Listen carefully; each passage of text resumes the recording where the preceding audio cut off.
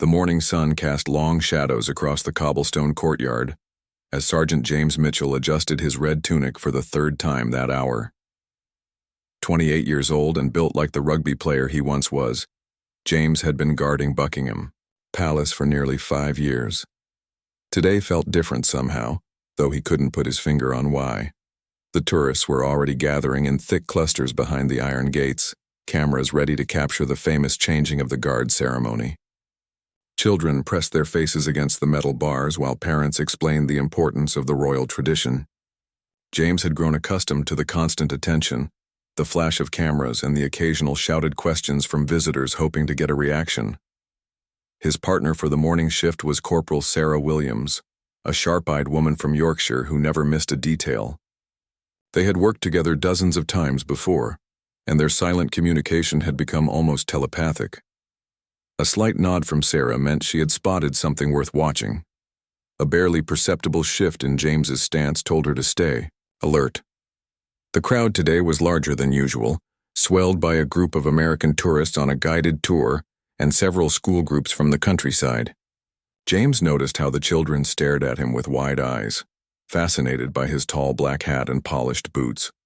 Some whispered to their teachers, asking if the guards were real or just statues.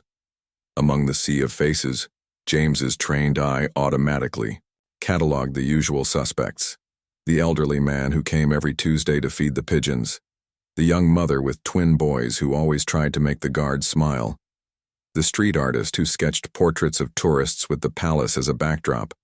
But there was someone else in the crowd that morning. A man in his 30s with disheveled brown hair and clothes that had seen better days. He stood slightly apart from the main group, his hands shoved deep in his jacket pockets. His eyes held an intensity that made James's instincts prickle with unease. The man had been there when James's shift began at 6 in the morning, nursing a beer from a brown paper bag despite the early hour. Now 3 hours later, he was still there, and the beer bottle was nearly empty. His movements were becoming more erratic, his muttering more audible. Sarah had noticed him too. James caught her eye and saw the slight furrow in her brow that meant she was cataloging potential threats. The man's behavior was escalating, and both guards knew that unpredictable individuals could become dangerous quickly. The changing of the guard ceremony was scheduled to begin in 30 minutes. The crowds would grow even thicker, making it harder to track potential problems. James made a mental note to keep the disheveled man in his peripheral vision while maintaining his stoic pose. The morning air carried the sounds of London awakening. Traffic hummed in the distance. Tour guides called out historical facts to their groups, and somewhere nearby, a street musician played a violin. It was the kind of peaceful morning that made James appreciate his unique job protecting one of the world's most famous landmarks. He had no idea that in just a few minutes everything would change. The man with the beer bottle was about to transform an ordinary Tuesday morning into a moment that would be replayed on news channels around the world, and James's response would become the subject of countless discussions about duty, restraint, and the true nature of heroism. The clock tower chimed 9 times, and James straightened his shoulders, ready for whatever the day might bring. In the crowd, the disheveled man finished the last drops of his beer and began walking closer to the gates, his empty bottle still clutched in his right hand. Marcus Donnelly had been drinking since dawn, but the alcohol wasn't helping to quiet the voices in his head. The 42-year-old construction worker had lost his job 3 weeks ago when his company downsized, and his wife had left him 2 days later, taking their young daughter with her. The rejection letter from his unemployment appeal was crumpled in his back pocket, and the eviction notice was taped to his apartment door. He stumbled slightly as he made his way through the growing crowd of tourists. The beer bottle felt heavy in his hand, though it was now empty. The guards stood motionless at their posts, their faces hidden beneath the shadow of their iconic bearskin hats. To Marcus, they represented everything wrong with his world: privilege, authority, and a system that had abandoned people like him. The morning sun beat down mercilessly, making his hangover worse. Sweat beaded on his forehead despite the October chill. He had been standing outside the palace for hours now, watching the guards and feeling his anger build with each passing minute. They stood there so perfectly, so untouchable, while his life crumbled around him. A group of Japanese tourists pushed past him, their excited chatter grating on his nerves. Everyone seemed happy except him. Everyone seemed to have somewhere to belong, someone to care about them. The weight of his loneliness pressed down on his chest like a heavy stone. Marcus raised the bottle to his lips again, forgetting it was empty. The gesture reminded him of his father, who had died drunk and alone in a similar state of despair. The parallel terrified him and fueled his rage simultaneously. He wouldn't end up like that. He wouldn't go quietly into the night. The guards remained perfectly still, but Marcus could sense their awareness. The taller one, Sergeant Mitchell, had been tracking his movements with peripheral vision. The female guard had subtly repositioned herself for a better angle. They thought they were so clever, so professional. A tour guide near him was explaining the history of the guard uniforms to a group of wide-eyed schoolchildren. The guards are trained to remain completely motionless during their duty, she said. They cannot speak, move, or react to anything the public does. It takes incredible discipline and dedication. Cannot react to anything, Marcus thought. We'll see about that. His grip tightened on the neck of the bottle. The glass was thick and heavy, designed to withstand rough handling in pubs and construction sites. It would make an effective weapon if swung with enough force. The thought scared him even as it excited him. When was the last time he had felt powerful? When was the last time anyone had paid attention to him? The crowd continued to grow as the changing of the guard ceremony approached. More cameras appeared, more excited voices filled the air. Everyone was focused on the guards, waiting for the spectacle to begin. Marcus realized this was his moment. If he was going to make a statement, if he was going to force the world to acknowledge his pain, it had to be now. He began pushing through the crowd more aggressively, earning annoyed looks and muttered complaints from other visitors. A security camera high on the palace wall swiveled to track his movement, but he was beyond caring about consequences. His whole life had become a series of consequences for other people's decisions. The bottle felt warm in his sweaty palm. 20 feet away, Sergeant Mitchell continued his perfect stillness, unaware that his ordinary Tuesday morning was about to become extraordinary. Marcus took a deep breath, tasting the stale beer on his tongue and feeling his heart pound against his ribs. The tourists around him continued their cheerful conversations, taking photos and checking their watches for the ceremony. None of them noticed the desperate man in their midst, or the storm of emotion building behind his bloodshot eyes.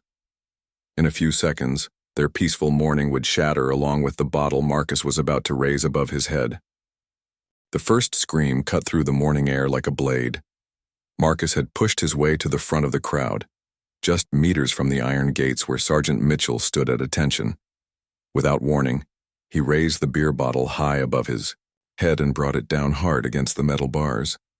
The sound of shattering glass echoed off the palace walls as jagged pieces scattered across the pavement. Children began crying. Adults grabbed their loved ones and stepped backward, creating an expanding circle of panic around the wild-eyed man. But Marcus wasn't finished. Clutching the broken bottle's neck, he thrust his arm through the bars, aiming the sharp edges directly at James's face. "Look at me!" Marcus screamed, his voice cracking with desperation. "I said, look at me, you royal puppet." The crowd's panic intensified. Tourists fumbled for their phones, some calling for help while others began recording the unfolding chaos. A woman in a bright yellow jacket fainted, adding to the confusion as people tried to help her while staying away from the dangerous man with the weapon. James felt the rush of air as the broken bottle swished past his ear, missing him by mere inches. Training kicked in immediately. Every muscle in his body tensed, ready for combat, but his feet remained planted in their assigned position. The Queen's Guard did not abandon their post, no matter the threat. The sharp glass glinted in the sunlight as Marcus thrust it forward again, this time catching the fabric of James's red tunic. The bottle left a thin tear across his chest, and a drop of blood appeared where the glass had grazed his skin. Still, James did not move. "Fight back," Marcus howled, sweat and spittle flying from his face. "Do something! React!" Sarah Williams had already activated her emergency radio, calling for backup and medical assistance. But she faced the same impossible. choice as her partner.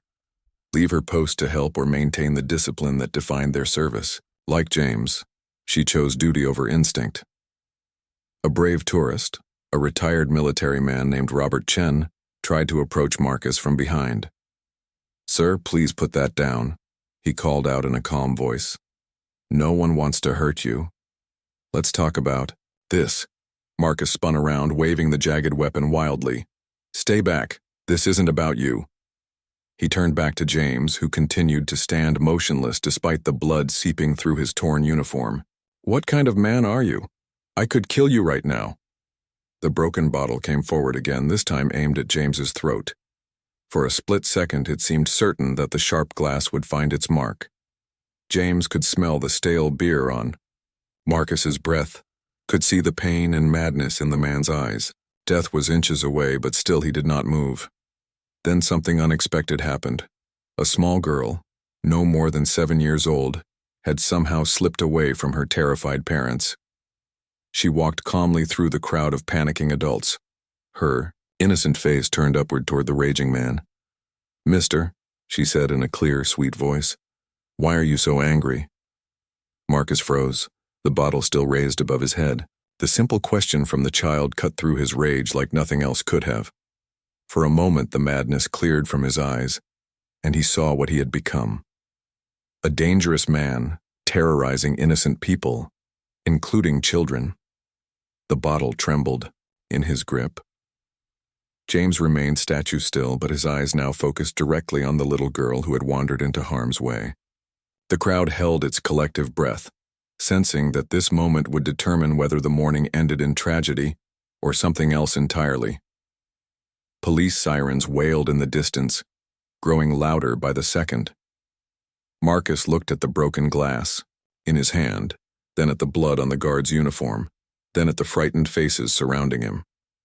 Reality crashed back in waves, and he began to understand the magnitude of what he had done. For 30 seconds that felt like hours, nobody moved. Marcus stood with the broken bottle raised, his hand shaking as he stared down at the little girl who had somehow made her way through the crowd. James remained at attention, blood slowly spreading across his torn red tunic, his eyes now focused on protecting the child who had wandered into danger. Then James Mitchell did something that shocked everyone present, something that would be debated in military circles and analyzed by psychologists for years to come. He broke protocol. Moving slowly and deliberately, James stepped forward and knelt down to the little girl's eye level. His movement was so calm and measured that it seemed almost ceremonial, as if this too were part of the changing of the guard routine. "Hello there, sweetheart," he said gently, his voice carrying clearly in the stunned silence. "What's your name?" The little girl smiled, completely unaware of the danger she had walked into. "I'm Emma. Are you a real soldier?" "I am," James replied, his eyes never leaving hers but his body positioned protectively between her and Marcus. "And real soldiers always make sure little girls are safe. Where are your mummy and daddy?" Behind them, Marcus lowered the bottle slightly, confusion replacing rage on his face. This wasn't how it was supposed to go. Guards weren't supposed to talk. They weren't supposed to care about random children. They were supposed to be cold, unfeeling symbols of authority. Emma pointed toward the crowd where a frantic woman was, being held back by 2 police officers who had just arrived. "There's Mummy, she looks scared." "She is scared," James said softly. "But you know what? You're very brave for not being scared. Can you do something brave for me?" The little girl nodded eagerly.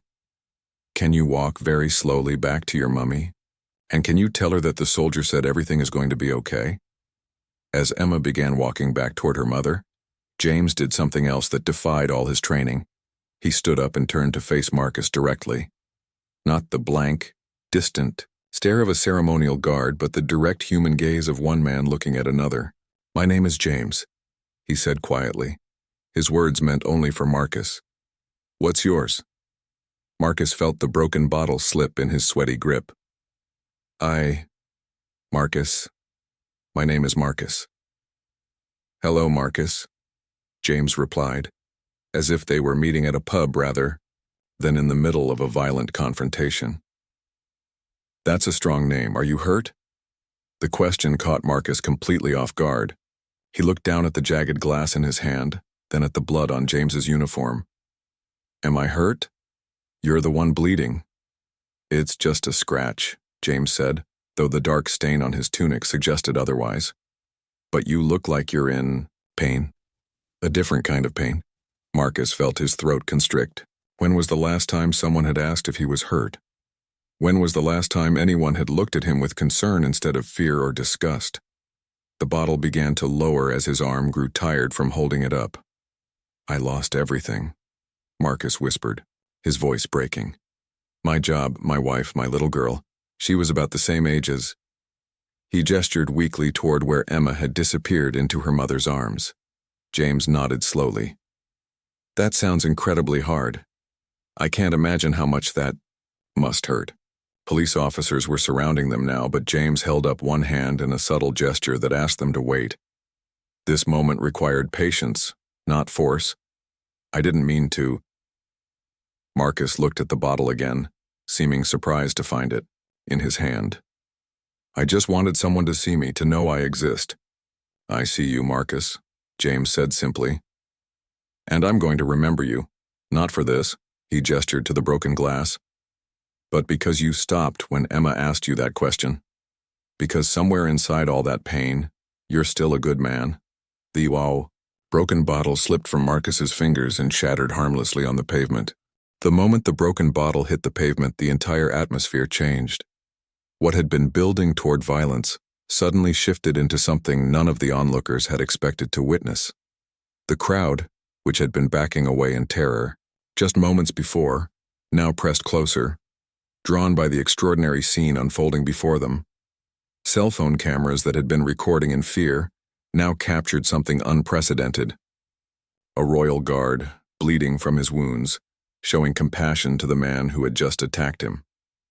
Social media notifications began pinging across the world as the first videos went live. Robert Chen, the retired military man who had tried to intervene earlier, was openly weeping.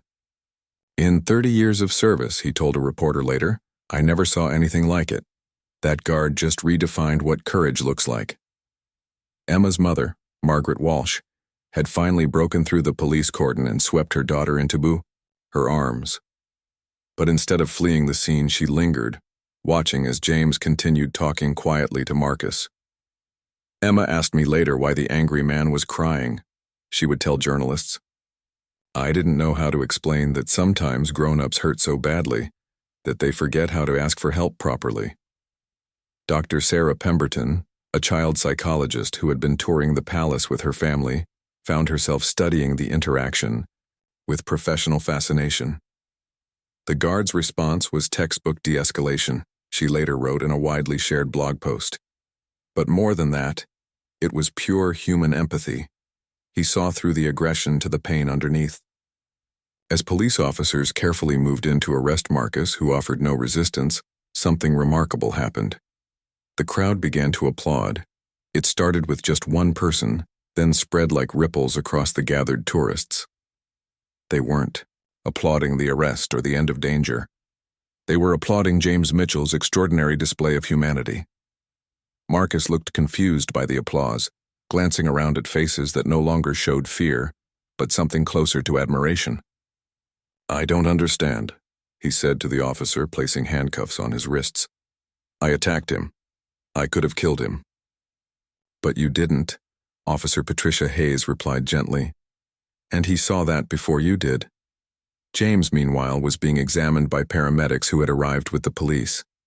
The cuts from the broken glass were deeper than he had initially thought, and his uniform would need to be completely replaced. But he kept looking over at Marcus even as medical professionals cleaned and bandaged his wounds. "Will he get help?" James asked Sergeant Williams, who had remained at her post throughout the entire incident. "Real help, not just punishment?" Sarah nodded toward Detective Inspector Michael Crawford, who was known throughout London's police force for his work, connecting troubled individuals with mental health services rather than simply processing them through the criminal justice system. "Crawford's already making calls," she assured him. The tour guide who had been explaining guard protocol to school children found herself completely revising her presentation. "I've been doing this job for 12 years, she told her group, and I thought I knew everything about these guards. Today I learned that their greatest strength isn't their ability to stand still. It's their ability to remain human." Television news crews were arriving now, their satellite trucks creating a traffic jam on the mall. This story was going global, and everyone wanted to understand how a potentially deadly confrontation had been transformed into a lesson about compassion and dignity. Among the crowd, people were sharing their own stories of struggle and redemption, inspired by what they had witnessed. A homeless veteran shook hands with a wealthy banker. A teenager comforted an elderly woman who was crying tears of joy. The attack on the guard had somehow united strangers in recognition of their shared humanity. As Marcus was led away to a police van, he turned back toward James one last time. "Thank you," he called out, his voice carrying over the crowd noise. "Thank you for seeing me." James nodded, and for just a moment his formal military bearing softened into something that looked almost like a blessing. 6 months after the incident at Buckingham Palace, the world was still talking about Sergeant James Mitchell and the broken beer bottle that changed everything. Marcus Donnelly had been sentenced to community service and mandatory counseling, rather than prison time, largely due to James's testimony during the court proceedings. The judge had been moved by the guard's words. "Punishment won't heal what's broken in this man, but understanding might." Marcus was now working at a veterans support center, helping other men who had lost their way navigate the systems designed to help them. The video of James kneeling to talk to little Emma had been viewed over 50 million times across various social media platforms. It had become a symbol of grace under pressure, shared by motivational speakers, used in conflict resolution training, and studied by military academies around the world. The moment when he looked Marcus in the eye and said, "I see you," had been turned into artwork, motivational posters, and even tattoos. James himself had been promoted to staff sergeant and transferred to a training position where he could teach other guards about crisis management and de-escalation. He received hundreds of letters from people around the world who had been inspired by his actions. The one he treasured most was from Emma, who had drawn him a picture of a soldier helping someone who looked sad. The incident had sparked a broader conversation about mental health support for unemployed workers and the importance of community intervention. Before crises reached breaking points, Margaret Walsh, Emma's mother, had started a non-profit organization called Emma's Question, which trained people to recognize signs of emotional distress and respond with compassion rather than judgment. Dr. Sarah Pemberton's research into the psychological factors that prevented the situation from escalating had been published in multiple journals and was being used to train police officers and security personnel. Her key finding was that Marcus had been stopped, not by authority or force, but by authentic human connection at exactly the right moment. The tourism industry around Buckingham Palace had seen an unexpected boost. Visitors came not just to see the changing of the guard, but to stand where compassion had triumphed over violence. Tour guides now included the story in their presentations, and a small plaque near the gates commemorated the incident with the simple words, "On this spot, strangers became human to each other." Robert Chen, the retired military man who had tried to intervene, had become close friends with James. They met monthly for coffee, sharing stories about service and sacrifice. "That morning changed how I think about heroism," Robert often said. "Real courage isn't about fighting. It's about choosing to see the person behind the problem." Marcus's ex-wife had brought their daughter to visit him at the support center, tentatively rebuilding their relationship as he worked through his issues with professional help. His daughter, now 8 years old, had asked him about the famous video she'd seen online. "Daddy, why didn't the soldier hurt you back?" Marcus had struggled to explain how sometimes the strongest people are the ones who choose not to use their strength to harm others. The beer bottle incident had become a case study in police academies and military training facilities worldwide. It demonstrated how de-escalation could work even in the most volatile situations, and how showing vulnerability could be more powerful than displaying force. Several other guards had reported successfully using James's techniques in subsequent incidents. James continued his duties at the palace on weekends, and tourists would sometimes recognize him and ask for photos. He always obliged politely, but insisted that the real hero of that day had been a 7-year-old girl who wasn't afraid to ask a simple question: "Why are you so angry?" On the first anniversary of the incident, both James and Marcus returned to the spot where it had happened. They shook hands in front of a small crowd that had gathered, including Emma and her mother. The gesture was spontaneous and unplanned, but it provided closure that both men needed. The story of the crazed attacker and the guards' shocking response had proven that even in our divided world, moments of genuine human connection could still bridge any gap. It reminded everyone who witnessed it that behind every uniform, every title, and every desperate act, there was simply a person trying to find their way through life's challenges. The broken glass had been swept away within hours, but the impact of what happened that morning would resonate for years to come.